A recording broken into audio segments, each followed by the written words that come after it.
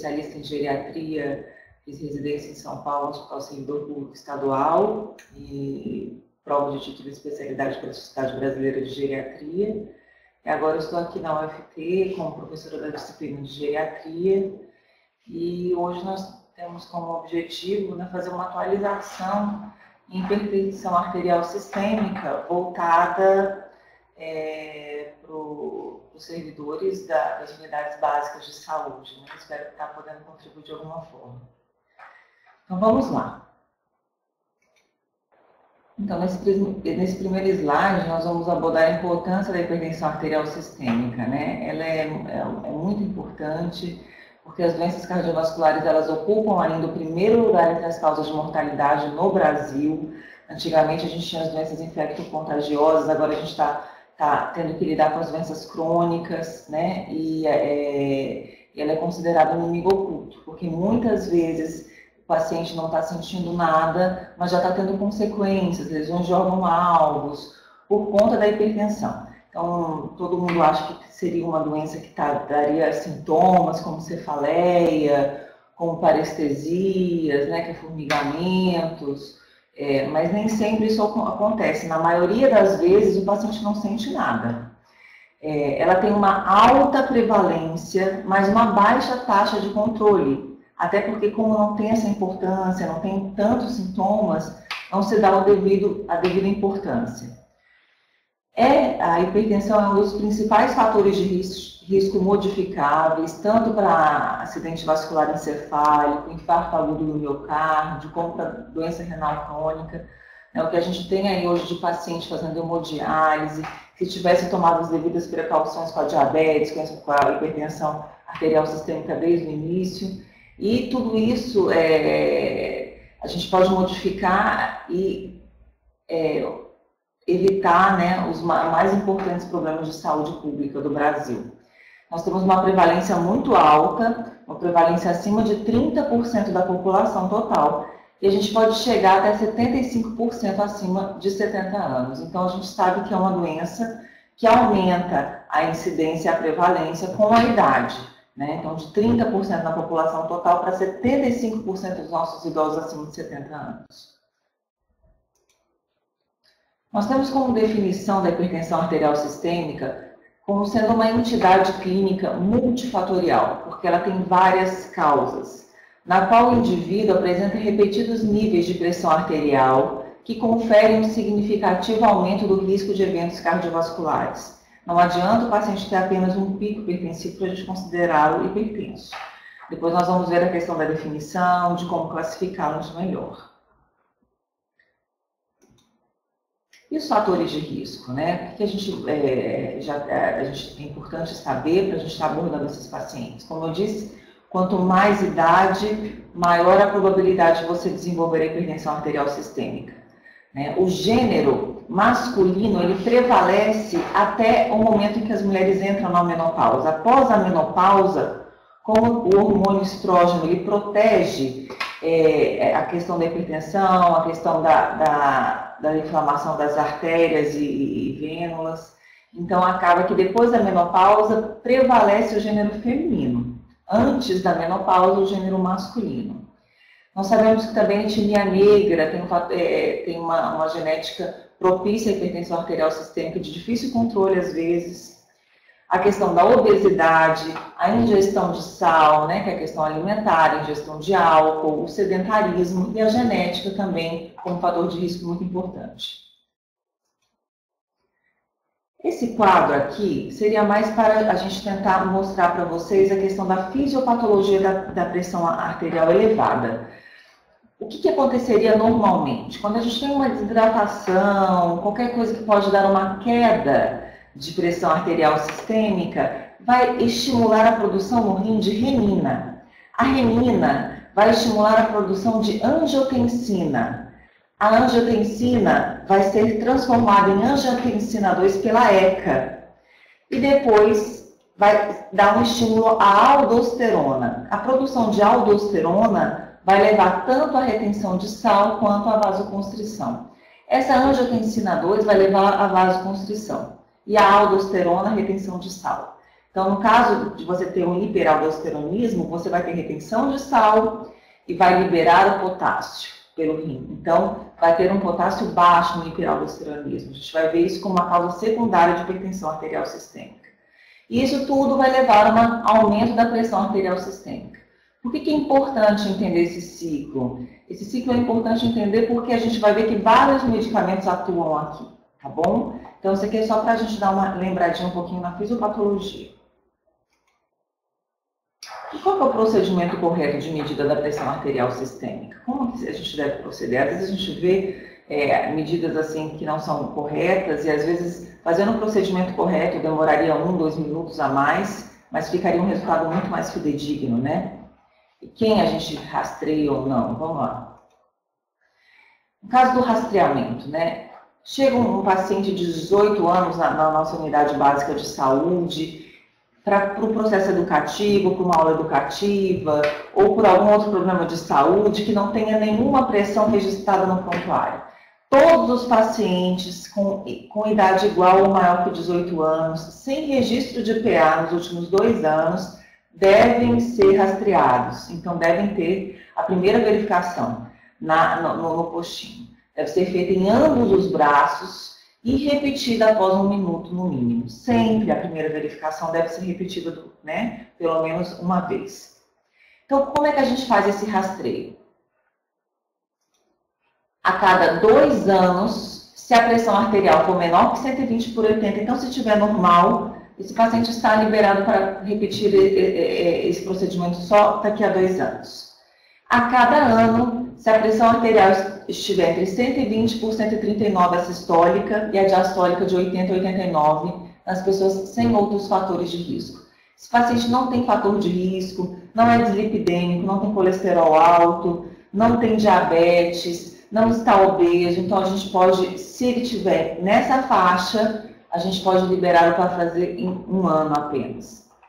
Agora, se ele tiver com uma pressão maior ou igual a 140 por 90, ou nesta mesma faixa, de 120 a sistólica por 139, de 80 a 89 a diastólica, mas com outros fatores de risco, é tabagista, a gente vai falar melhor sobre os fatores de risco adicionais. Então, se ele tiver outros fatores de risco, é interessante, ou com essa pressão elevada, que se meça 2 vezes nas 2 próximas semanas para ver se confirma ou não o diagnóstico de hipertensão arterial. O que a gente tem disponível hoje, nossa rede de saúde e até nas farmácias para comprar em relação aos esfigmomanômetros, né? Nós temos o quê? Os aneroides, que é o que a gente mais tem hoje em dia, né, nos postos de saúde. Os aneroides, eles são os mais indicados, né, hoje em dia, porque no caso da coluna de mercúrio, apesar dele ser mais exato e ele não descalibrar com facilidade, ele tem a questão da contaminação ambiental. Mas a questão dos aneroides é que eles têm que estar sempre sendo calibrados, tá? Então, assim, a gente é o mais recomendado para a gente ter nas nossas unidades, mas eles têm que estar sempre sendo calibrados. Os semiautomáticos, de preferência apenas aqueles validados pela Sociedade de Cardiologia, né? Sendo que os de punho, que a gente usa muito, ou os de dedo, eles não são recomendados pela prática clínica. Então, a gente geralmente usa os semiautomáticos, mas os de braço mesmo, tá? E eles devem ser anualmente verificados. O que acontece, assim, de erros comuns na aferição da pressão arterial? O tamanho inadequado do manguito, a gente vai ver uma tabela, vocês também têm um caderno de hipertensão arterial, quais seriam as medidas em relação à circunferência do braço de cada pessoa, né? Então, não adianta a gente pegar um paciente obeso mórbido e colocar um esfigmo que a gente usaria para um adulto com IMC normal, porque vai dar uma pressão alterada, elevada, né? Geralmente, o paciente chega, né, às vezes ele sai de um transporte público, chega ansioso, acabou de chegar, você já vai medir a pressão arterial. O certo é observar ele permanecer em repouso por pelo menos 5 minutos antes da medida. Na hora de desinsuflar o manguito, desinsuflar ele de forma lenta, não rápido demais. Geralmente a gente também vê que se afere a pressão apenas em um braço, sendo que a gente tem que sempre aferir dos 2 braços e considerar aquele valor mais alto. E não utilizar o método palpatório antes de auscultar. Esse método aqui, nós vamos entrar aqui em mais detalhes na próxima slide. Então, olha aqui, ó, o que nós vemos aqui? Nós vemos um paciente, né? Ele está sentado, ele está com as pernas descruzadas, relaxado, né? Então, a gente sempre uma posição sentada, tranquila, com o braço na altura do coração, ok? Então, a gente coloca esse paciente, depois de 5 minutos de repouso, numa posição confortável, com o braço na altura do coração. A gente vai ver a questão do manguito, qual é o manguito proporcional, né? A gente vai falar sobre o quadro dessas proporções logo a seguir, né?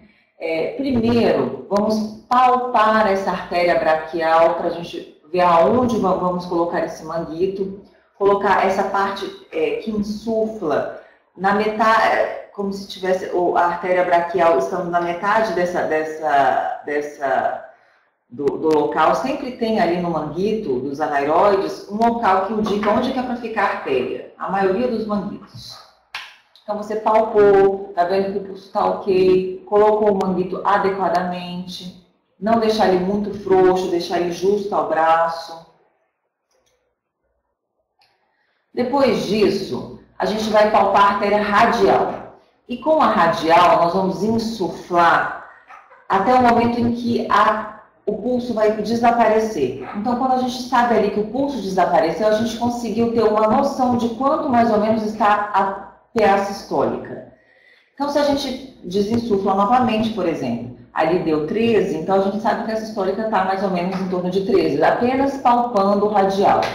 Então, quando a gente for insuflar agora sim, auscultando, né, com o auxílio de um estetoscópio aqui em cima, aqui na região cubital, em cima da artéria braquial, agora, como a gente tem uma medida mais ou menos, a gente sabe mais ou menos quanto é que está a PA sistólica, se ela está em torno de 130, a gente tem que insuflar pelo menos 20 milímetros a mais, ok? Daí, o primeiro som de Korotchkov, a gente vai considerar a PA sistólica, e o último som, ou quando tiver o abafamento desse som, a PA diastólica, ok? A pressão diastólica. Então, palpando a artéria fica melhor, palpando a radial. E depois nós vamos repetir isso contra o braço. Falando assim, parece um procedimento um pouco demorado, mas a gente vê que é um procedimento que, quando a gente tem prática, pode ser tão rápido quanto a gente medir direto na braquial, tá? Então, a gente sempre tem uma noção de como é que está a radial, como estimar mais ou menos essa pressão sistólica.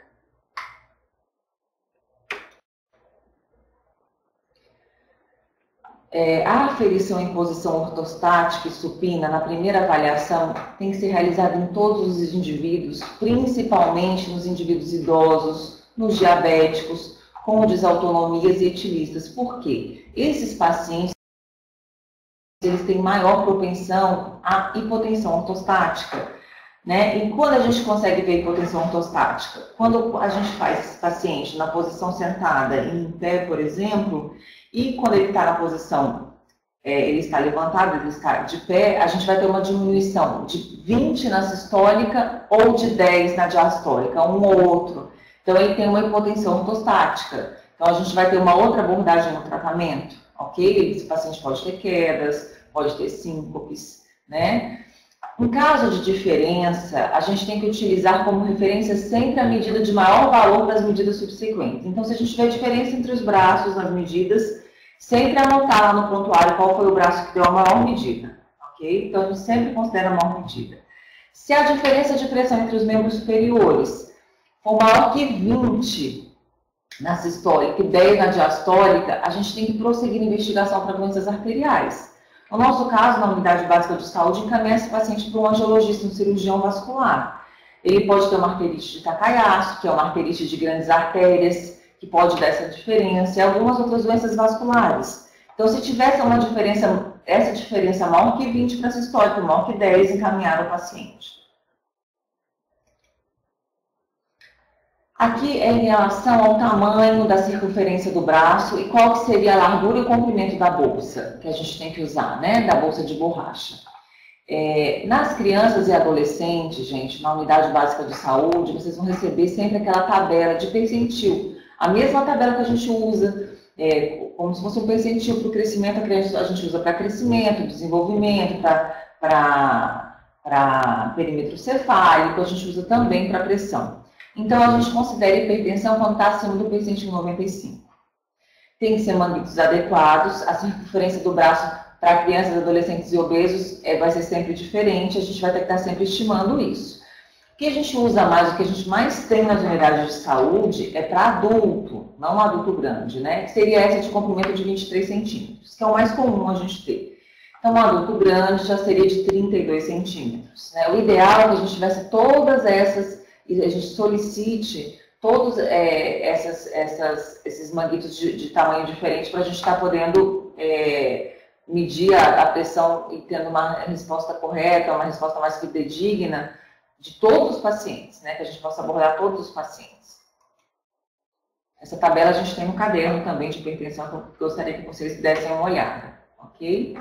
Os critérios diagnósticos, gente, a gente considera o seguinte: se você vai, um paciente que vai no consultório e tem, alguns na literatura colocam 2 aferições. Agora, atualizou aqui o caderno de hipertensão, né, do Ministério da Saúde, eles consideram 3 aferições. 3 aferições no consultório médico, maior ou igual a 140/90, com uma distância de uma medida para outra de pelo menos uma semana, a gente já considera que esse indivíduo é hipertenso. Ok? Fala, não, mas é hipertenso. A gente já considera hipertenso e começa o tratamento, ou pelo menos orientações de uma mudança de estilo de vida, e reorienta, a gente vai saber como faz isso melhor logo à frente.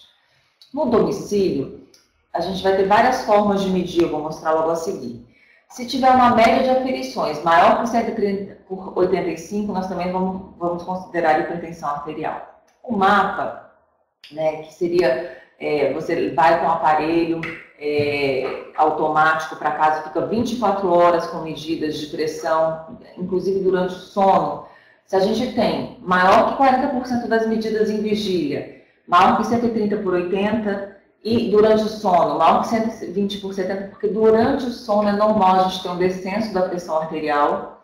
Então, se a gente tem maior que 40%, a gente já considera o indivíduo hipertenso. Esse aqui, o mapa, a gente usa muito quando a gente tem hipertensão do jaleco branco, quando a gente está na dúvida se esse indivíduo tem pressão arterial alta ou não. A gente, né, acaba solicitando o mapa, né? No posto de saúde nem sempre a gente tem essa possibilidade. Então, o que a gente teria, né, outras opções que eu vou falar logo a seguir, que são as medidas ambulatoriais. E como é que pode ser esse comportamento de pressão arterial, né? A gente pode ter também, principalmente nos idosos, uma hipertensão sistólica isolada, que também deve ser tratada, tá? Não de forma a diminuir muito a diastólica, nem colocar a sistólica abaixo de 140, mas que pode acontecer muito nos idosos, principalmente por conta da rigidez arterial. A hipertensão do avental branco, né? O indivíduo não pode ver um jaleco branco, a gente fala, né? Um enfermeiro, um profissional da saúde, saber que está indo ali no postinho medir que a pressão com certeza vai dar alta. Mas geralmente, durante medidas em casa, medidas em farmácia, né? Em outros momentos, essa hipertensão não daria alta.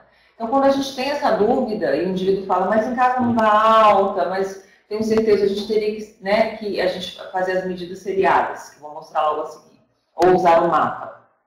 E a hipertensão mascarada, quando o paciente vai no seu consultório e não está alta, mas em geral essa pressão sempre está alta, então a gente considera hipertensão mascarada.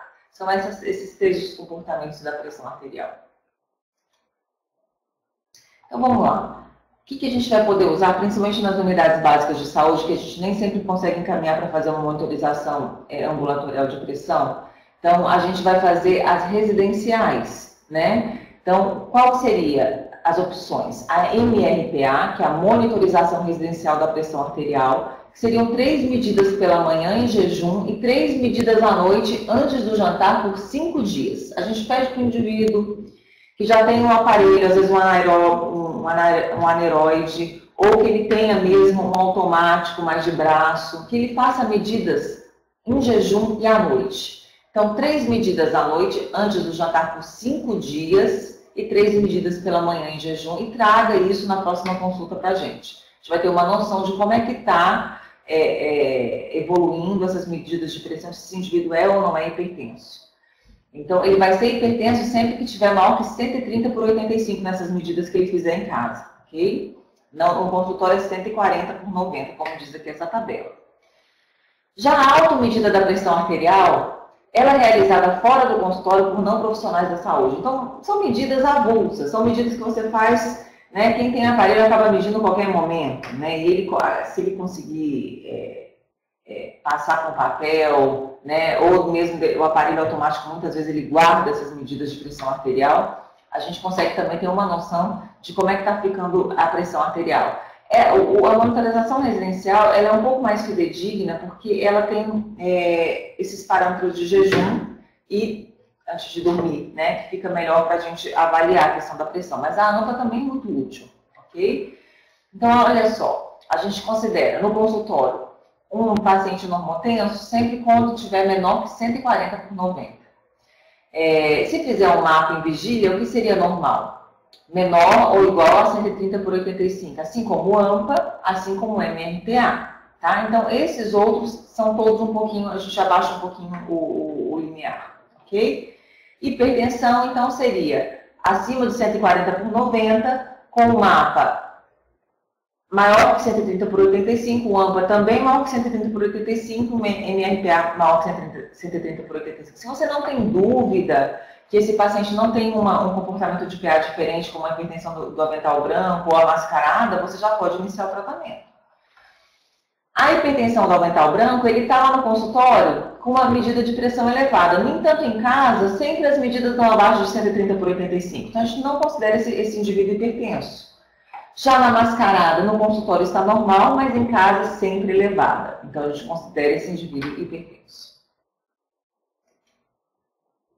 Como é que a gente classifica a hipertensão arterial sistêmica? A gente classifica como ótima, pressão menor que 120/80. Então, todo mundo sempre fala, bom mesmo é 12/8, né? Então, sempre fica essa questão realmente o ótimo é menor que 12/8, né? E a gente considera que pode ter até um pouquinho de 10/6 não seria uma hipotensão para a maioria dos indivíduos, 9/5, né? É tolerável, né? Depende muito do indivíduo.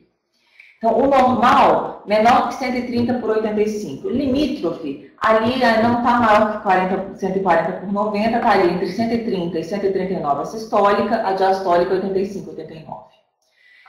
Essa classificação é muito importante para a gente saber, principalmente no quesito de quando começar a tratar, quando repetir essas medidas. Então, é importante a gente saber os estágios. O estágio 1, a sistólica vai entre 140 e 159. A diastólica 90 e 99. No estágio 2, a sistólica 160/179 e a diastólica 100/109. No estágio 3, maior que 180 a sistólica e a diastólica maior que 110.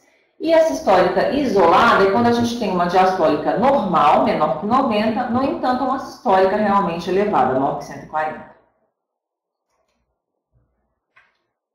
E quais são os objetivos desse paciente que vai ao médico para realizar uma avaliação clínica e laboratorial, né? Por que é importante? Porque primeiro que lá no consultório a gente vai confirmar o diagnóstico de hipertensão pela medida da PA novamente. Nós vamos aferir novamente a pressão, vamos ver se realmente esse indivíduo está hipertenso ou não, se ele já é hipertenso, acompanhar, né? Identificar os fatores de risco para doenças cardiovasculares, ver se esse paciente, vamos colher os exames, vou falar logo a seguir nos exames, escolher uma história clínica adequada, pesquisar lesões em órgãos-alvo, ver se esse paciente não precisa de um encaminhamento para um cardiologista, às vezes ele já tem uma lesão de órgão-alvo para um nefrologista, né? Clínicas ou subclínicas, muitas delas não têm repercussão clínica, a gente não tem um sintoma, né? E o paciente sempre, quando não tem sintoma, ele acha que não é importante. Estratificar o risco cardiovascular total, até para saber como a gente vai conduzir esse paciente, e avaliar os indícios de diagnóstico de hipertensão arterial sistêmica secundária, porque a secundária, muitas vezes a gente trata, esse paciente não precisa ficar usando medicação a vida toda. Avaliação clínica e laboratorial, assim, na unidade básica de saúde, o que a gente vai dispor e o que a gente deve solicitar para esses pacientes? Uma análise de urina, para ver se esse paciente já não tem perda de proteína pela urina, uma alteração mesmo de lesão de órgão-alvo do rim, né? Uma perda de proteína já falaria a favor, uma infecção urinária, né? O potássio, por quê? aquela questão que eu expliquei da fisiopatologia do hipoaldosteronismo. Se esse paciente já usa diurético, também vai ter um potássio mais baixo, ou um potássio muito alto, nos casos de insuficiência renal crônica. A creatinina para ver a função renal, se esse paciente já, às vezes, tem uma insuficiência renal aguda ou crônica. A glicemia de jejum para constatar o fator de risco e tratar, que é a diabetes, que é muito importante. O perfil lipídico, colesterol total, HDL, triglicerídeos e calcular o LDL, que é o colesterol ruim. Então, gente, sempre as pessoas às vezes estão preocupadas com o colesterol total, mas o HDL é o bom colesterol. Se tiver um colesterol total aumentado as forças de HDL, é bom. O problema seriam os triglicerídeos e o LDL. Então, quando a gente vai avaliar um exame desse, a gente tem que se ater no triglicerídeos e no LDL. O ácido úrico, para ver se esse paciente já não tem uma síndrome metabólica, né? Uma propensão à gota. Eletrocardiograma convencional. Se esse coração é rítmico, se ele é sinusal, se ele já tem uma hipertrofia de ventrículo esquerdo ou não, a gente já consegue ver uma série de lesões de órgão-alvos apenas com um eletrocardiograma simples que a gente tem disponibilidade nos nossos postos. O raio-x de tórax. Se a gente estiver na dúvida se esse paciente já tem uma insuficiência cardíaca ou não, uma área cardíaca aumentada, uma congestão pulmonar, né? Dependendo de como estiver, a gente consegue já ter uma noção. Nem sempre a gente vai ter, por exemplo, um ecocardiograma e nem sempre a gente tem necessidade de pedir o ecocardiograma. Por isso eu deixei com asterisco. Então depende muito da história clínica, ok? E os outros fatores de risco que a gente não comentou lá no começo, né? A questão do tabagismo, a questão das dislipidemias, que a gente vai olhar ali no perfil lipídico, o diabetes médio, tanto tipo 1 como tipo 2, a obesidade, né? Essa obesidade central é a pior, a obesidade abdominal. Uso de contraceptivos hormonais, muitas vezes a gente tem que trocar os contraceptivos dependendo da situação de se a pessoa tem uma tendência a ter trombose ou não, né? Então, assim, sempre diminuir a taxa de hormônio desses contraceptivos. Se esse paciente tem transtorno do sono ou não, pensando numa apneia do sono, que pode desenvolver uma hipertensão arterial secundária. E o que é importante como fator de risco de história familiar? Eu tenho alguém na família, mas ele é um idoso acima de 75 anos. A gente sabe que idosos acima de 70 anos, 75% deles já vão ser hipertensos. Então, na verdade, a história familiar é importante quando a gente tem história de homens abaixo de 55 anos hipertensos e mulheres abaixo de 65 anos. A questão de lesão de órgãos-alvos, gente, aqui é só para exemplificar, né? Por exemplo, aqui a gente tem o arco da aorta e por onde saem as carótidas e as vertebrais, a gente vê tortuosidade, aterosclerose, né? Então, isso aqui já seriam lesões consideradas lesão de órgão-alvo por hipertensão, né? E por outros fatores de risco. Aqui, olha que interessante, olha que hipertrofia ventricular esquerda importante que nós temos aqui. Aqui é o ventrículo esquerdo, ó. Deixa eu ver se eu consigo mostrar para vocês. Olha como ele está musculoso, né? Em relação ao direito, né? Então, isso aqui é porque o coração tem que fazer uma força, né? Ele faz uma força maior porque a pressão está maior logo acima, então ele tem que fazer uma força para bombear muito maior. Então, ele fica musculoso, né? Então, isso aqui já é considerado uma lesão de órgão-alvo. Depois disso, advém insuficiência cardíaca. Aqui nós temos um AVE hemorrágico, né? Uma lesão hemorrágica importante. A maioria dos casos de acidente vascular hemorrágico são por picos hipertensivos importantes. E aqui a nefropatia hipertensiva, que a gente vê nefroesclerose nos rins, alterações de aterosclerose, nefroesclerose aqui nos rins.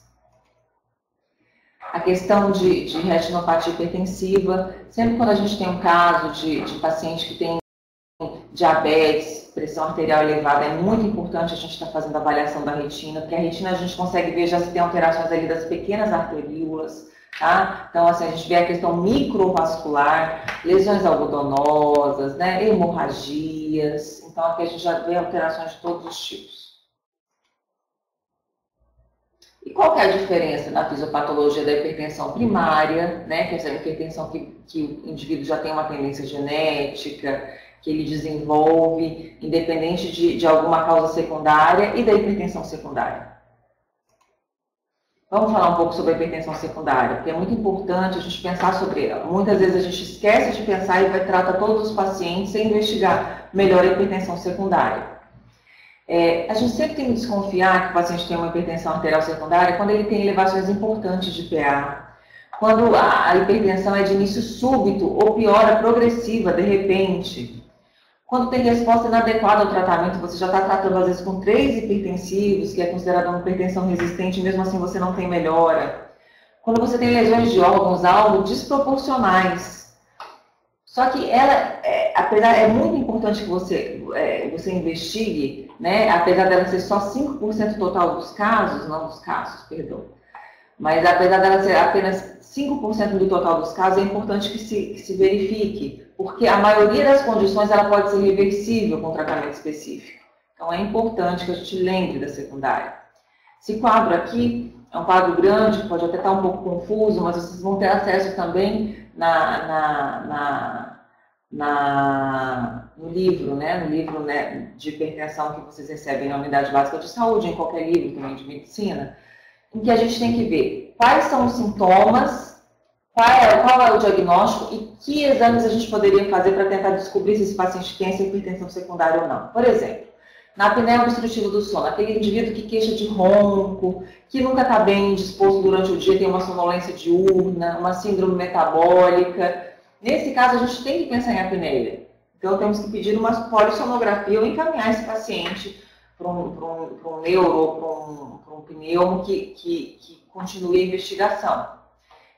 Um hiperaldosteronismo primário, como eu disse, quando ele tem um potássio baixo, né? Ou quando ele tem uma hipertensão resistente ao tratamento, com essa hipocalemia, o potássio baixo, com um nódulo na adrenal, por exemplo, por uma ultrassom no abdômen. Então, como é que a gente faz o diagnóstico? Uma relação de aldosterona por atividade de renina plasmática.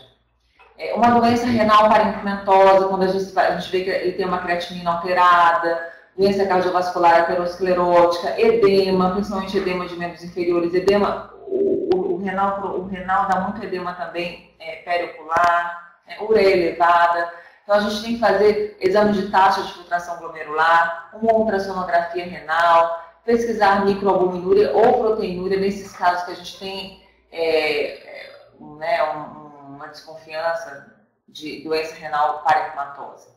Se o paciente tem um sopro sistólico diastólico no abdômen, um edema pulmonar súbito, alteração de função renal, a gente pode pensar em doença renovascular, né? Então, ele pode ter estenose. O uso de simpático-miméticos, né? Por exemplo, paciente que usa, às vezes, remédio para emagrecer, né? Estresse agudo, taquicardias, pensar que esse paciente está tendo catecolaminas em excesso, né? Pulsos infemorais reduzidos ou retardados, raio-x de tórax anormal, pensar na coarctação de aorta, isso aqui principalmente em crianças. A síndrome de Cushing, que leva aquele ganho de peso, aquela face de lua cheia, em que o paciente pode ter um hirsutismo, uma amenorreia, né? Isso tudo por aumento do corticoide. Então, às vezes, ele está usando o corticoide por longa data, por algum problema de saúde, às vezes, um paciente com hanseníase que está tendo alguma alteração secundária ao tratamento, tem que usar prednisona por um tempo e vai desenvolver hipertensão secundária. Ou mesmo aquela síndrome de Cushing, que é quando você mesmo passa a produzir mais corticoide. E assim por diante, né? A questão da tiroide, tanto o hipotiroidismo quanto o hipertiroidismo, a gente tem que estar sempre tentando, pensando que pode ter alguma alteração na tiroide e avaliando a TSH e o T4 livre. A acromegalia, quando o paciente tem cefaleias, fadiga, problemas visuais, aumento das mãos, aquele paciente que é desproporcional, né? Que tem o nariz maior, as mãos maior, que a gente considera acromegalia, né? Então, tudo isso a gente tem que pensar. Não tem como nós solicitarmos todos esses exames nas unidades básicas de saúde, mas pelo menos pensar para que esse paciente seja encaminhado e seja investigado. No caderno de hipertensão, no quadro 7, é importante ler, porque o que é importante a gente perguntar na história clínica desses pacientes, né? Então, sempre perguntar sinais e sintomas sugestivos de insuficiência cardíaca, doença arterial periférica. Esse paciente às vezes pode estar claudicando, né? Ele pode estar sentindo dor e edema de membros inferiores, tem sintomas de insuficiência renal crônica, tem sintomas de diabetes, gota, né? Então tudo isso a gente tem que especificar melhor na história clínica, né? Investigar melhor, não só tratar a hipertensão. Se esse paciente teve ou não hipertensão, às vezes uma mulher que já teve hipertensão durante a gestação, ela tem maior tendência de desenvolver hipertensão depois. Se está usando corticosteroide, anti-inflamatórios, anorexígenos, gente. Esses anorexígenos geralmente aumentam a pressão arterial. Alguns antidepressivos, os hormônios também. Tudo isso são fatores de risco e tudo isso aqui, essas medicações, é importantíssimo a gente ter pesquisar melhor quais são as medicações. Anti-inflamatório, a gente às vezes passa anti-inflamatório, porque o paciente tem muita dor e tudo. Esquece de dizer que o anti-inflamatório tem que ter, no máximo, 7 dias para uso, principalmente em idoso, que tem risco de sangramento gastrointestinal, risco de insuficiência renal. Então, o anti-inflamatório aumenta a pressão arterial, descompensa a insuficiência cardíaca, dá insuficiência renal. A gente tem que ter muito critério para passar. E agora a gente vai para o tratamento, né, gente? A gente vai para o tratamento, tanto o tratamento de medidas de estilo de vida, não farmacológicos, aqui eu estou representando como o saleirinho aí que tem que diminuir o sal, quanto a questão de atividade física, quanto que a gente pode fazer a nível de tratamento medicamentoso. De novo, para tratamento, vamos relembrar aquela tabela de classificação da hipertensão arterial, né, em que a gente considera limítrofe no máximo até 139, a partir de 140 por 159 de sistólica já é estágio 1, com diastólica de 90 a 99, o estágio 2 de 160 a 179, né, a sistólica. Isso aqui, gente, fica gravado, porque dependendo de como for o estágio da pressão arterial, é que a gente vai ter um tratamento imediato ou não, ok? Então, a gente sempre relembrar essa tabela e ver. No estágio 3, com uma sistólica maior que 180 e com uma diastólica maior que 110. Quais são as metas pressóricas, né? A gente tem as metas pressóricas aqui, a gente usa muito a diretriz, né, da hipertensão arterial pela Sociedade Brasileira de Cardiologia, e até hoje o caderno de hipertensão segue essa diretriz, né, que é de 2010, em que as metas para hipertensos de estágio 1 e 2, com risco cardiovascular baixo e médio, seria menor que 140 por 90. Hipertensos e com comportamento limítrofe, com risco cardiovascular alto e muito alto, às vezes você nem é considerado hipertenso, você só tem um comportamento limítrofe, ali até 139 de sistólica, né? Ou com 3 ou mais fatores de risco, diabetes, síndrome metabólica ou lesão de órgão-alvo, sempre até 130 por 80. Hipertensos com insuficiência renal e proteinúria maior que 1 grama, também até 130 por 80. Então, quando você tem fator de risco, né, alto ou muito alto, você sempre tem que tentar manter a pressão até 130 por 80. Em pacientes que tem 1 ou 2, que tem risco cardiovascular baixo, né, que está em estágio 1 ou 2, a gente pode manter até 140 por 90. Os fatores de risco adicional é para a gente propor qual que é o risco desse paciente e ver a questão do tratamento, né? Então, o que a gente considera também? A idade. Homens acima de 55 anos, mulheres acima de 65 anos. Se fuma, se não fuma. Se tem dislipidemia, o que seria dislipidemia? Um triglicerídeos menor que 150, um LDL menor que 100, um HDL menor que 40. Diabetes mellitus, história familiar de doença arterial precoce, né? Se ela tem uma doença arterial coronariana precoce. Tem alguém que já fez angioplastia na família, pai, mãe, parente de primeiro grau.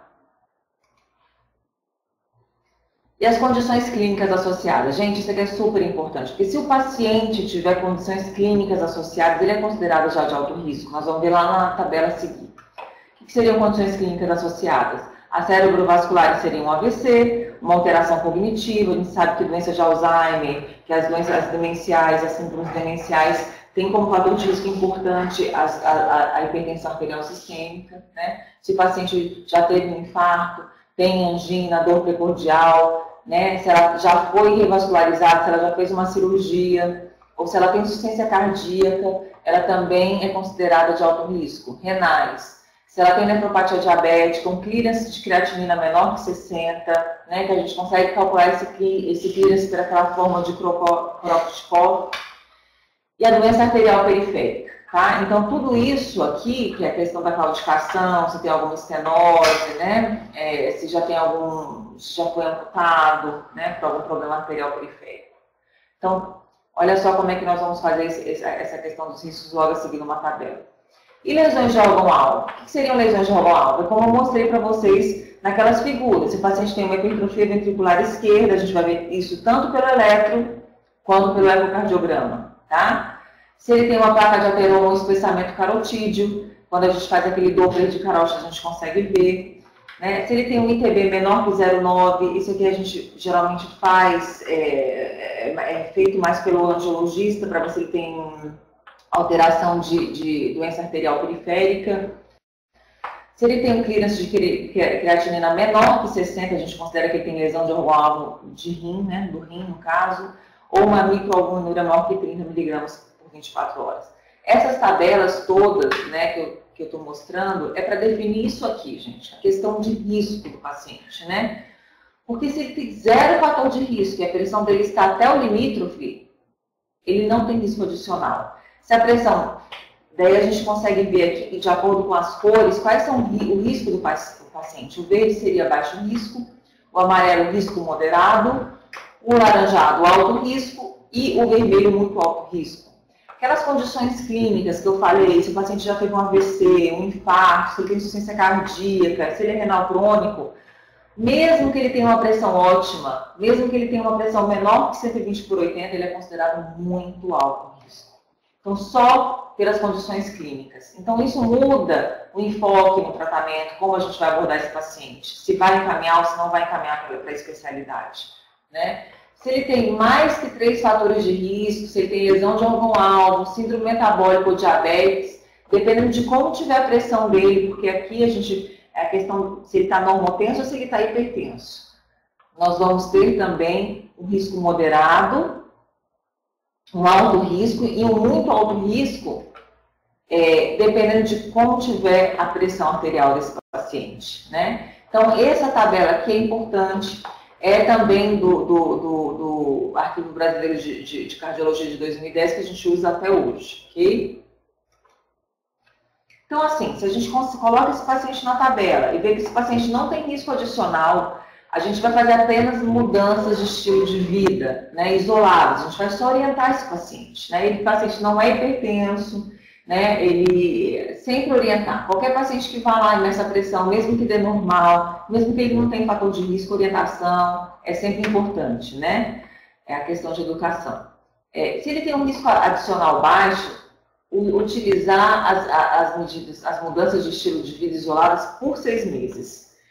Caso não atinja as metas, a gente inicia a medicação. Então, a gente tem até 6 meses para tentar controlar aí, por exemplo, o peso, iniciar uma atividade física, diminuir o sal, melhorar essa dieta, para depois a gente tentar a medicação em 6 meses. Não precisa, neste caso, já entrar com a medicação.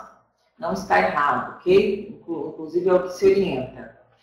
Já no risco adicional médio, alto ou muito alto, sempre já introduzir tanto as mudanças de estilo de vida com as medicações. Então, nesses casos aqui, de risco adicional médio, alto ou muito alto, sempre os dois, ok?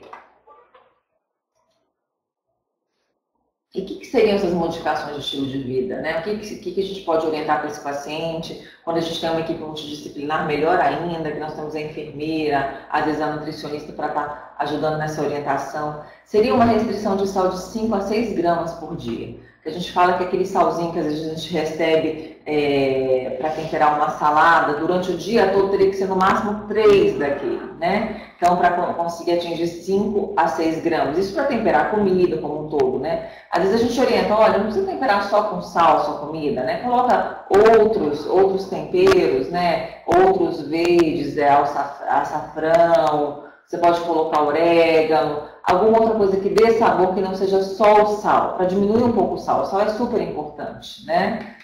O etanol, sempre tem que ser a questão da bebida alcoólica, agora veio que, por exemplo, por conta do vinho, né, que ela tem uma composição que melhora um pouco a questão cardiovascular, mas isso, gente, para quem não tem fator de risco. Né? Isso é uma dose por dia. Então, ou seja, tem que ser menor que 20 a 30 gramas para o homem e para a mulher que é mais sensível, menor que 10 a 20, que na hora de metabolizar, a mulher metaboliza mais rápido, né? Sempre orientar alimentos com baixo teor de gordura, sempre que possível bastante fibra, frutas e vegetais, que ele tenha um IMC menor que 25, uma circunferência abdominal para homens, menor que 102 centímetros e para mulheres, menor que 88 centímetros. Fazer atividade física, pelo menos 30 minutos, 5 a 7 vezes na semana, né? O indicado, se ele falar, não tenho tempo de fazer 5 a 7 vezes, então faça pelo menos 3, 2, né? Qualquer atividade, isso, desde que não seja aquela atividade de final de semana, que às vezes traz mais risco que benefício, que é uma vez na semana, seja de 2 a 3 em diante, já traz benefício para o paciente. E parar de fumar. Gente, todos esses têm evidência AB, né? Ou seja, tem que ser realmente orientado para os pacientes que são hipertensos ou que têm risco de hipertensão ou por métodos de prevenção educativos. E a gente tem um arsenal de drogas antihipertensivas hoje, de associações que a gente pode fazer uso. Nas próprias unidades básicas de saúde, a gente tem praticamente muita opção para começar o tratamento desses pacientes. Nós vamos falar agora das medicações, nós vamos falar de uma por uma, ok? Sempre a gente tem que tentar selecionar o fármaco de acordo com a necessidade de cada pessoa, né? Então, a gente vai ter um quadro depois que, por exemplo, se o paciente tem diabetes, a gente prefere alguns tipos de droga que protegem mais o rim de quem é diabético.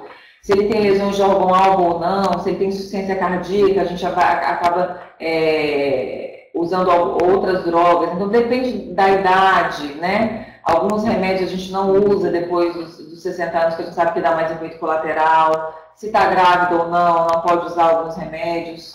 E a questão da história familiar. Então, sempre a gente tem que pensar num todo para começar um tratamento antihipertensivo medicamentoso. Vamos começar com os diuréticos, né? A questão dos diuréticos é que eles vão diminuir a volemia. Além da volemia, por conta da diurese mesmo, que vai ser reduzida, tem uma redução da resistência vascular periférica, tá? Então, nós temos como diuréticos tiazídicos, diuréticos de alça, os poupadores de potássio. Os tiazídicos, eles inibem a reabsorção de cloreto de sódio na porção proximal do túbulo contorcido distal lá no rim, tá? Ele tem uma meia-vida longa e uma potência moderada, então ele está muito indicado como início de tratamento de hipertensão sistólica isolada, ou de tratamento de hipertensão sistólica que não está, que é a hipertensão grau 1, tá? E ele tem efeito cinético tanto com os IECAs, que são lá o captopril, enalapril, os beta-bloqueadores, propranolol, atenolol, os vasodilatadores diretos e os beta-2 agonistas. Então, ele sempre a gente usa muito ele associado às outras medicações, tanto como opção também de iniciar o tratamento quanto associado. Como efeitos adversos, às vezes quando o paciente já tem uma tendência a ter hipovolemia, desidratação, ele pode piorar, né, essa hipovolemia, pode levar a uma hipocalemia, é uma das principais causas de potássio baixo. Pacientes, às vezes, que têm uma diabetes que a gente não consegue controlar, que às vezes precisa do diurético, mas que a gente vê que está desenvolvendo muita hiperglicemia, a gente às vezes troca o tiazídico, o hidroclorotiazida, às vezes dá uma hiperglicemia, hiperlipidemia, piora um pouquinho a síndrome metabólica do paciente. Então, a gente sempre tem que pesar o risco-benefício, né? Pode levar a impotência, hipomagnesemia e hipercalcemia. O que a gente tem de opção? Principalmente no posto de saúde, nós vamos ter a hidroclorotiazida, né? A gente pode começar com 12,5 miligramas, e a gente pode atingir no máximo até 25 miligramas, gente. Apesar de na apostila de você estar em 50 miligramas, a dose ideal de máximo de hidroclorotiazida é 25 miligramas. Depois, a partir disso, é só efeito colateral, ok? Então, isso aqui está recomendado pela Sociedade Brasileira de Cardiologia. Então, assim, muitas vezes a gente acaba pegando paciente usando 50 miligramas de hidroclorotiazida. Isso não tem indicação, tá? No posto de saúde, o que a gente mais vai ter vai ser a hidroclorotiazida entre os tiazídicos. Mas nós temos a cloftalidona também, muitas vezes associada com beta-bloqueadores, e temos a indapamina. A indapamida ela é ótima, porque ela dá menos efeito de síndrome metabólica, de alteração de glicemia em diabéticos, né? Mas nesse caso aqui a gente não teria disponível pela farmácia popular ou nos postos de saúde. Os diuréticos de alça. Os diuréticos de alça, eles inibem a absorção tanto do cloreto de sódio quanto do potássio na porção ascendente espessa da alça de Henle. Então, ele é responsável por 30% a 45% do cloreto de sódio filtrado. Ele tem uns efeitos semelhantes aos tiazídicos, exceto quando é feito no cálcio, porque ele aumenta a excreção urinária de cálcio. Então, quem já tem uma tendência à osteoporose, a ter câimbras, vai ter mais câimbras, tanto por conta do potássio, que o potássio baixo no sangue pode dar câimbras, quanto o cálcio baixo também pode levar a câimbras, né? Então, sempre quando a gente tem um paciente usando diurético de alça, a gente tem que perguntar se esse paciente não está tendo câimbras, ver se ele está precisando repor potássio, cálcio, né? Ou associar um poupador de potássio para ele não ter hipocalemia. O que a gente tem de opção, né? O que a gente vai ter mais opção em relação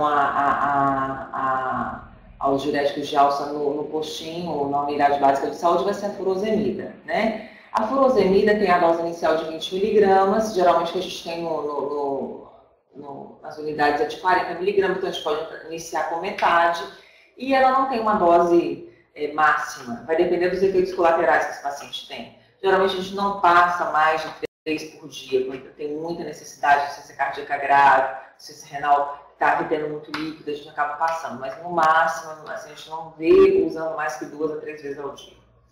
As outras opções a gente quase não tem acesso pela unidade básica de saúde, que a gente usa mais mesmo entre os diuréticos de alça e a furosemida. Então a gente gravando esse é o mais importante. Pode ser usado de 1 a 2 vezes ao dia. Tá? Os poupadores de potássio. Eles inibem a reabsorção de sódio sem o cloreto no túbulo contorcido, reduzindo a eletronegatividade luminar e, consequentemente, a secreção de potássio. Então, os diuréticos, né, espirulactona, que são os poupadores de potássio, como eles não reabsorvem o cloreto, eles acabam não liberando a secreção de potássio. Então, eles acabam poupando o potássio. A gente tem que tomar cuidado com pacientes que já têm renal crônico, que têm uma tendência a reter potássio, de associar. Ou associar ele com alguns outros que também retenham potássio, como os IECAs, como os BRAS, né? Eles são usados muito em associação com antiacídicos, porque enquanto um está liberando o potássio, o outro está retendo, para evitar a hipocalemia e hipomagnesemia. E usado muito também com os diuréticos de alça. Hoje em dia, a gente vê nos últimos trabalhos que a espirulactona, esses pacientes que têm hipertensão resistente, eles se beneficiam muito da espirulactona. Às vezes o paciente já está usando 3 hipertensivos, não tem uma melhora na pressão arterial, a gente se beneficia muito dos poupadores de potássio para estar controlando mais essa pressão.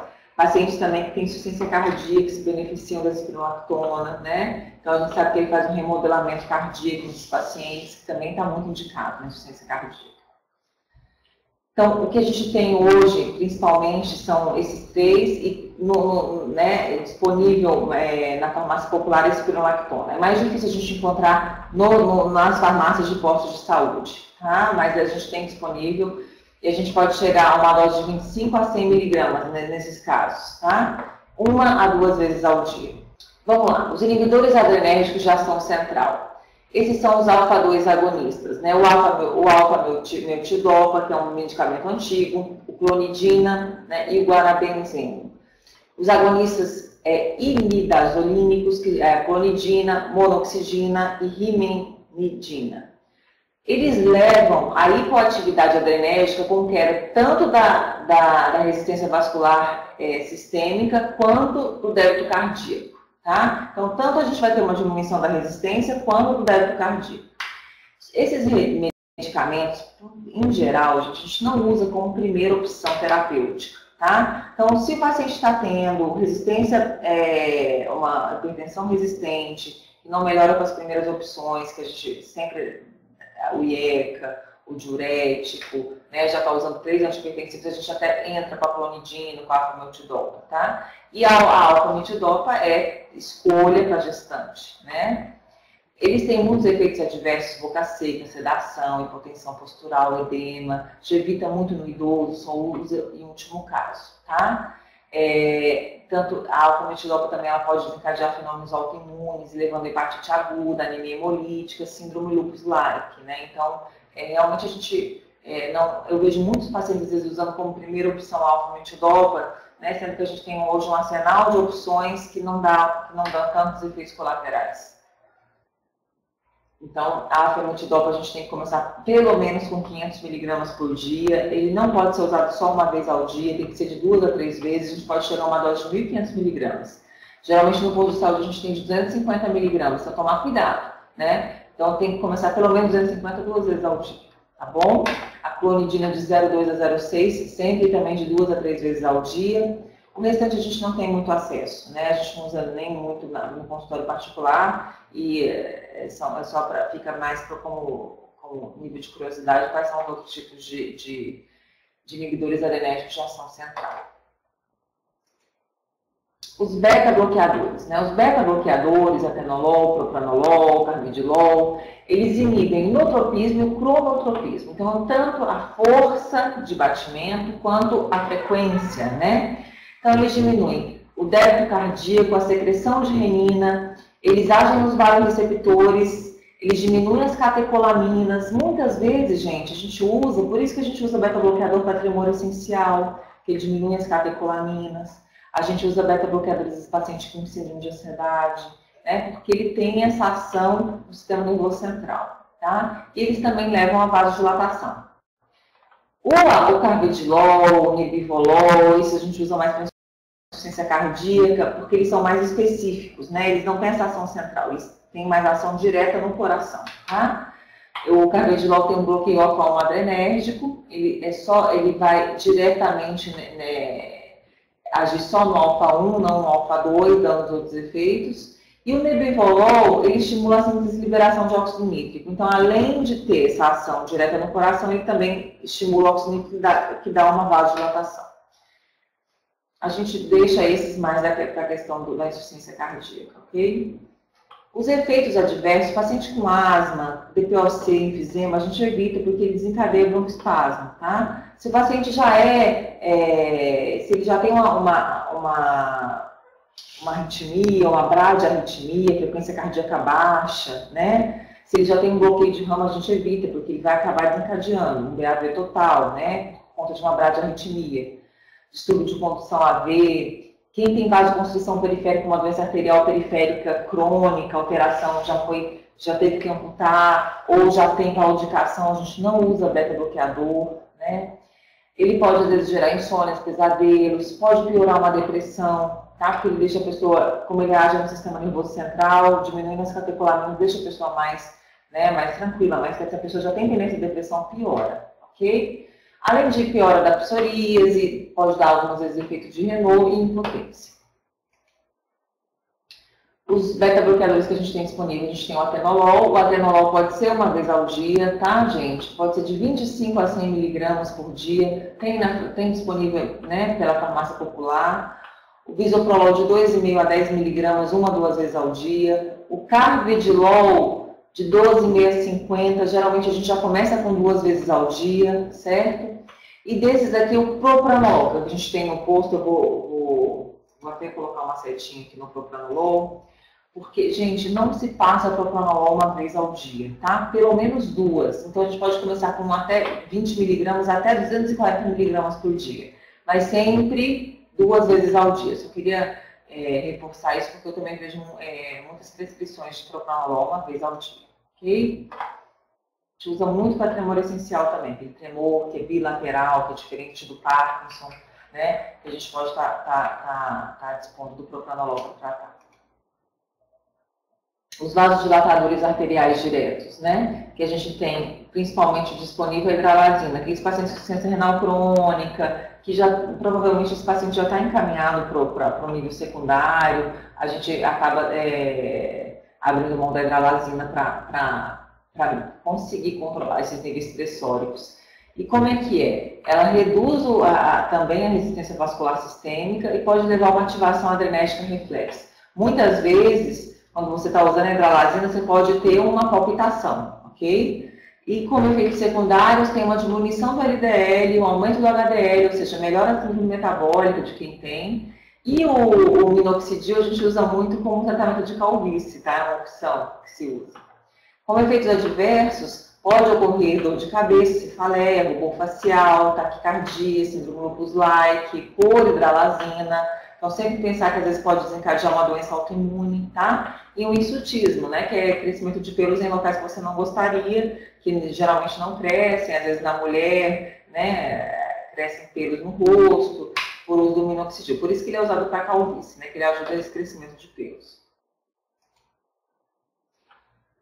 Isoladamente, eles não são indicados. Eles são, inclusive, absolutamente contraindicados em pacientes com doença isquêmica do miocárdio, dissecção aórtica ou hemorragia cerebral recente, tá? Então, assim, a gente não usa como primeira opção também, a gente só usa naqueles pacientes com pressão resistente, a gente não usa nesses casos porque pode, de repente, diminuir muito o débito cardíaco, né? E você pode piorar a doença isquêmica desse paciente, porque você vai diminuir a oferta, ok? Então, nós temos ali o que a gente mais usa, o nosso gel de hidralazina, né? E o minoxidil também. Mas aqui para a gente saber como se usa, pelo menos 2 a 3 vezes ao dia. Nunca começaria uma vez ao dia. E ele pode chegar até 150 miligramas. Os antagonistas do cálcio, ele é ótimo, os antagonistas do cálcio, principalmente para a etnia negra, tá? Eles inibem os canais de cálcio tipo L e tem várias classificações, né? Nós temos as dihidropiridinas, que são de curta duração, a nifedipina, que é o que a gente tem muito disponível no posto de saúde, que quando não é na formulação retard, que geralmente na unidade básica de saúde não tem a formulação retard, ele tem que ser pelo menos 2 vezes ao dia. E as de longa duração, né? A gente tem hoje nova geração dos antagonistas de canal de cálcio, amlodipina, nifedipino, né? Que a gente tem, que a gente pode lançar a mão, a gente usa muito essa medicação. A gente também tem os não dihidropiridinas, que são os benzotiazepinas, que são de tiazem, verapamil, que a gente usa não só para pressão arterial, a gente usa até mais voltado para a questão de antiarrítmicos, tá bom? Como efeito adverso, ele tem uma queda rápida da pressão arterial, principalmente no nifedipino. Antigamente se usava nifedipino para tratar a crise hipertensiva e se viu que aumentava o risco de acidente vascular isquêmico, porque ele abaixa, aquela área de penumbra que você precisa, né, com um paciente que já está com AVC, você precisa que a revascularize, você diminui a permeabilidade de sangue. Então, você não usa mais nifedipino sublingual para tratamento de crise hipertensiva, ok? Então, porque ela leva uma queda rápida da pressão, aumenta o risco de infarto, de AVE e piora da angina. Então, se a pessoa tem uma dor no peito e está com a pressão alta, você vai piorar a angina se você der um antagonista do canal de cálcio. Pode dar edema perimaleolar. Muitos pacientes começam a usar naldipina ou nifedipina e queixam-se que iniciou inchaço das pernas. Então, sempre pensar se aquele inchaço não está vindo da droga, suspender, observar, modificar a droga. E eles aumentam os níveis séricos de digoxina e podem dar constipação, principalmente o verapamil. Então, nós temos todas as medicações disponíveis, o que a gente vai ter no posto de saúde, principalmente é o nifedipino, às vezes o nifedipino retard, tá? Mas sempre usar de 2 a 3 vezes ao dia. Nós temos o nifedipino de longa duração e o amlodipino. O amlodipino, gente, a dose máxima é 10 miligramas dia, tá? E ele pode ser usado uma vez ao dia. 10 miligramas nós temos também disponível na rede de farmácia popular, ok? Se você quer começar com 5 miligramas, pode começar com metade de 10 miligramas. Eles têm efeito ótimo, tá? Principalmente para negros, para quem a gente está conseguindo controlar com IECA, com BRA, com tiazídico já associado, a gente tem boa resposta. Pode ser a primeira opção também no tratamento de pressão arterial. Essa classe aqui eu acho muito importante, tanto ela quanto o BRAS, porque a gente vai ter muito benefício quando a gente usar para pacientes com diabetes, pacientes que já têm insuficiência cardíaca, paciente coronariopata. Então, assim, eu sempre acho que os diuréticos, os tiazídicos e os inibidores da ECA a gente sempre tem que pensar como primeira opção, e os BRAS, tá?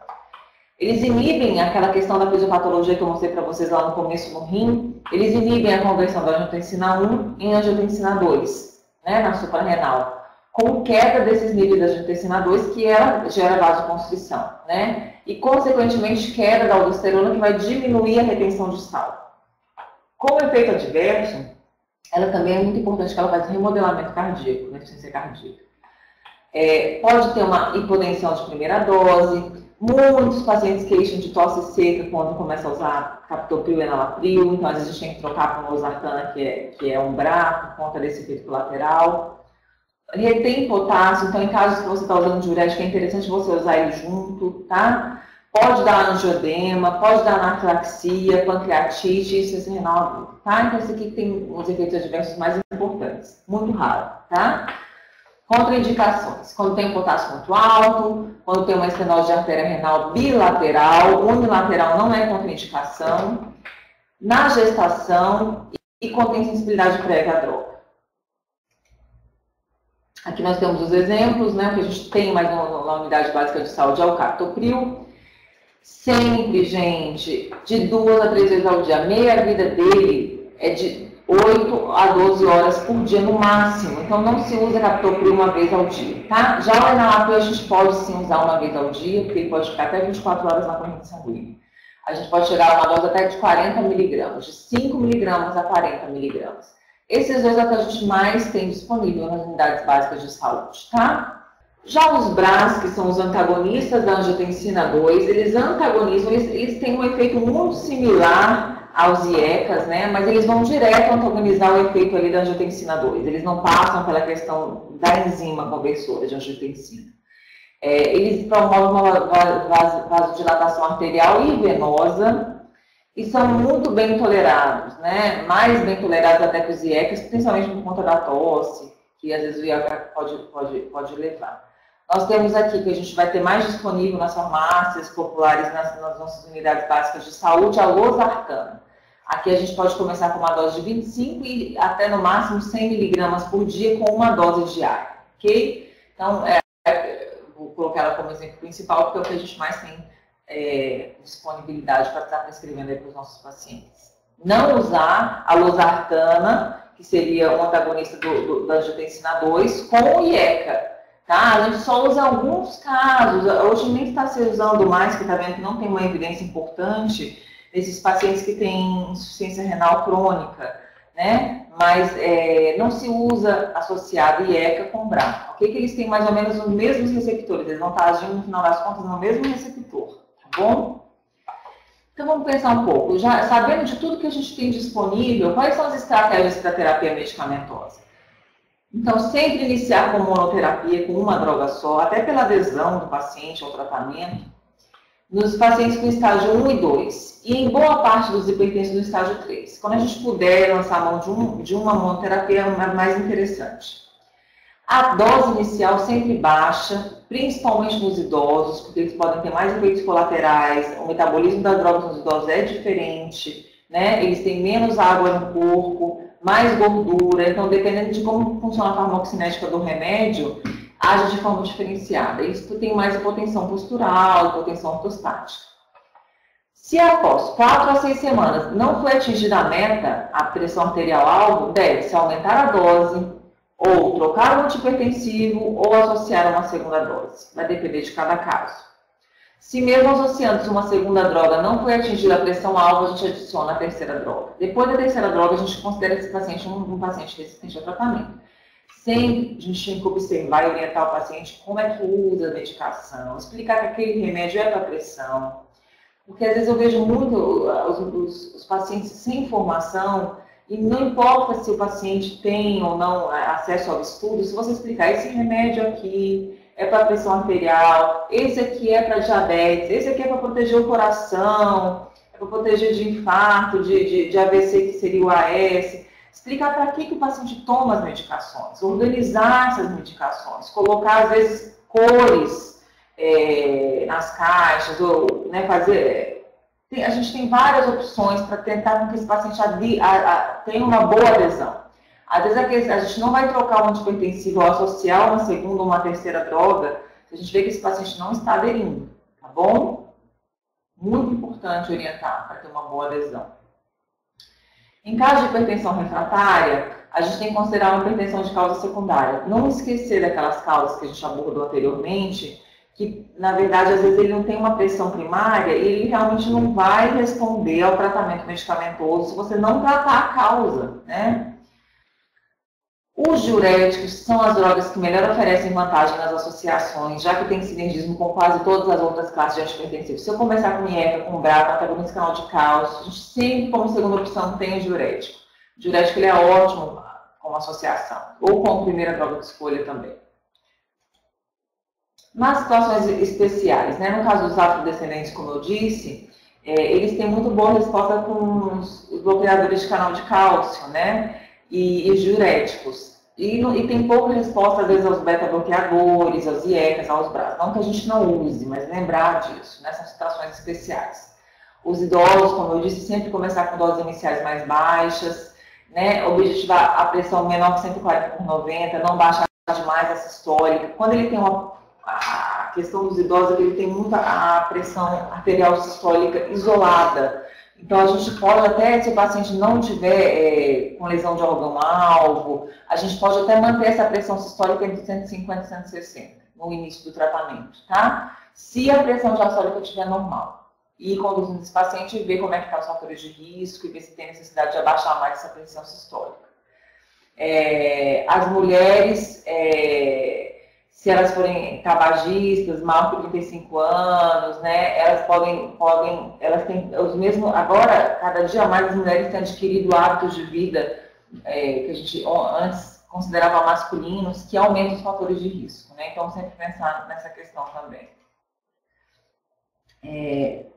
Gestantes, usar metildopa, beta-bloqueador e antagonista do canal de cálcio. Evitar diuréticos, né? Porque ela já tem que evitar hipovolemia na gestante. E é proibido, é teratogênico, o uso de IECAS e BRAS, ok? Então, não usar IECA e BRAS para gestante.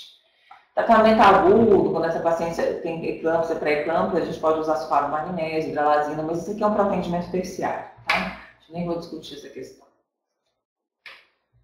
E a questão das indicações específicas. É uma insuficiência cardíaca sistólica, tentar sempre usar uma medicação que vai ter mais benefício, um IECA, um BRA, diurético, beta-bloqueadores, antagonistas da aldosterona, que são remédios que a gente usa muito para insuficiência cardíaca, para controle da insuficiência cardíaca.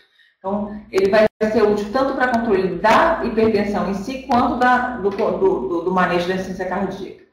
Pós o infarto, usar o beta-bloqueador, um IECA, o BRAS, um antagonista da aldosterona, né? Então, assim, porque a gente sabe que esse paciente vai ter mais benefício dessas drogas, então a gente vai lançar a mão delas mais vezes, né? Diabetes com microalbuminúria, se o paciente já está perdendo proteína, é interessante que a gente tente diminuir essa proteinúria, e para diminuir a gente usa muito o IECA e o BRA, tá? Então, sempre quando tem diabetes, é importante que esse paciente já esteja protegendo o rim, porque essas duas drogas protegem o rim. Em segundo, depois, viriam os antagonistas dos canais de cálcio. Para renal crônico, a mesma coisa. Hipertensão pré-operatória, a gente usa muito beta-bloqueadores. Prevenção da recorrência de AVE, diuréticos e IECAS. Hipertensão sistólica isolada no idoso, muito a gente usa diurético tiazídico. E, às vezes, o antagonista do canal de cálcio. Então, assim, dependendo do que esse paciente tiver de comorbidade, a gente vai indicar uma ou outra droga como primeira opção. E por encaminhar esse paciente para referência e contra-referência, né, gente? Quando referenciar ele para as especialidades? Até quando vou ficar conduzindo esse paciente a uma unidade básica de saúde, né? Então, assim, o paciente tem insuficiência cardíaca, se ele for renal crônico, está com dor crônica, está com dor no peito sugestiva de angina, doença arterial coronariana, suspeita de hipertensão secundária, uma hipertensão resistente ao tratamento que você está suspeitando, hipertensão e diabetes em gestantes, hipertensão e diabetes em crianças e adolescentes, edema agudo de pulmão prévio, complicações oculares, AVE prévio com déficit sensitivo ou motor, doença neurismática de aorta, é bom que seja acompanhado por uma equipe mais completa, por outros profissionais de referência, o cardiologista, o vascular, o nefrologista. Então, nesses casos aqui, é importante que tenha encaminhamento de referência para você estar acompanhando em conjunto ali com esse paciente. Esse finalzinho aqui, já estamos entrando no final da aula, em relação ao o que seria uma urgência e o que seria uma emergência, para a gente estar encaminhando para as UPAs ou para os hospitais, quando encaminhar, né, quando, para a gente diferenciar, porque eu vejo que a gente acaba fazendo muita confusão entre a urgência e a emergência. Urgência, gente, é quando a gente tem uma elevação crítica da pressão arterial, quando a diastólica é maior que 120, tá? Só que, no entanto, você tem uma estabilidade clínica. Esse paciente, ele não tem comprometimento de órgão-alvo, tá? E você pode tratar esse paciente com medicação oral, porque o controle não tem que ser imediato da pressão, não tem que ter aquele... eu vejo muitas vezes na unidade de saúde, meu Deus, a pressão está mal 16/10, nem é considerado uma urgência, né? Então, assim, tem que, se ele tiver assintomático do ponto de vista de lesão de órgão-alvo, tiver com uma pressão diastólica maior que 120, Você pode controlar essa pressão em 24 horas. Pode fazer medicação mesmo no posto de saúde, aguardar, medir de novo, sem estresse, acalmar esse paciente, tá? Já a emergência é considerada um quadro clínico grave, porque você tem lesão evidente de órgão-alvo, você tem risco de morte. Então, você tem que reduzir imediatamente essa pressão arterial. Geralmente, a gente só consegue fazer essa redução imediata com medicação endovenosa. E quais são esses casos de emergência? Um edema agudo de pulmão, tá? Um AVC, um infarto agudo do miocárdio e uma dissecção de aorta. Isso sim, gente, merece um encaminhamento de emergência, né? Chamar o SAMU, encaminhar esse paciente para um nível terciário de atendimento. E a gente vê muito nas unidades básicas de saúde as pseudocrises hipertensivas, né? Que são alterações de pressão arterial associadas a queixas vagas. Ah, tô com uma dor de cabeça, acho que minha pressão tá alta. E daí, às vezes, sinais e sintomas de ansiedade, às vezes brigou com o namorado, está estressado, né? Então, assim, a gente tem que avaliar, lógico, nunca com preconceito, nunca com aquela questão de achar que pode ser, né? Não é nada, sempre verificar ao máximo. Mas quando você vê que a diastólica não é maior que 120 e é queixas vagas, a gente considera pseudocrise hipertensiva. Não tem comprometimento de órgão-alvo. A gente geralmente trata as causas, se ele está com dor de cabeça, às vezes a dor de cabeça está desencadeando a pressão arterial elevada, é muito raro a pressão arterial aumentar essa questão da cefaleia. Na verdade, isso é uma coisa que a gente tem muito assim em âmbito de leigos e tudo, né, que a pressão alta também dá dor de cabeça, mas é comprovado mesmo, a gente não consegue falar que a pressão arterial elevada dá. Geralmente é assintomático, gente. Então, assim, por isso que a gente fala que a hipertensão arterial no nível oculto. Então, vamos supor que ele está com uma dor de cabeça, aquela dor de cabeça é que vai aumentar a pressão arterial, não o contrário, tá? E é uma oportunidade, sempre que tem uma pseudocrise, a gente tem que ter isso como uma oportunidade de reforçar as medidas não farmacológicas e otimizar as medicações. Às vezes ele está precisando só ajustar melhor essas medicações, organizar melhor, associar a medicação, às vezes está usando de forma incorreta, né? Então, sempre orientar, otimizar e, às vezes, reforçar as medidas não farmacológicas, atividade física, dieta, perda de peso, né? Então, é importante a gente aproveitar essas pseudocrises para orientar. Gente, acho que a gente resumiu mais ou menos como é que está mais ou menos a atualização em hipertensão arterial sistêmica hoje em dia. É um tema muito vasto, muito extenso, a gente tem muitas dúvidas, é o nosso dia a dia nas unidades básicas de saúde. Eu espero ter podido contribuir de alguma forma com vocês. E eu vou passar um caso clínico para que depois vocês lê o caderno, que está muito bom, de hipertensão arterial das unidades básicas, que ele está muito explicativo, está de fácil leitura, né? E qualquer dúvida eu vou estar disponível também para respondê-los, tá bom? Eu vou mandar um caso clínico com algumas perguntas para vocês estarem respondendo, para a gente ver o que conseguir sanar aí as lacunas, ok? Foi um prazer.